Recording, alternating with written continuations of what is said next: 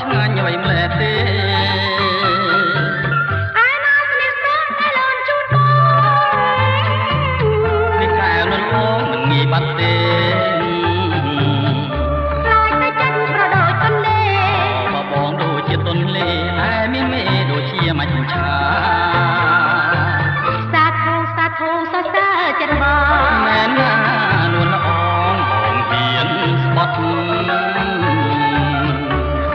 យតែប្រាប់បងស្បត់មុខវិហារយកព្រះធ្វើជាសាស្ត្រីនេះហើយចែកដីបើយើងខ្សែជីវីទៀតយើងទាំងពីទុំពីនាងអត់ពេលនៅស្ពានជួយចាំខ្ញុំផងចាំពេលដែលបងស្បត់ជាមួយស្រី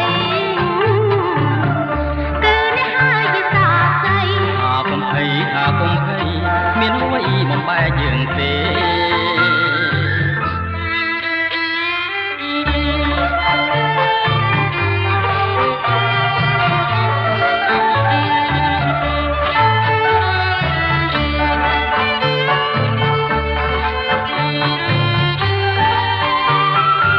ជើងមេឃក៏សត្រចាំងត្រចង់ស្នេហ៍យើងពេញវងពេញមរស្មី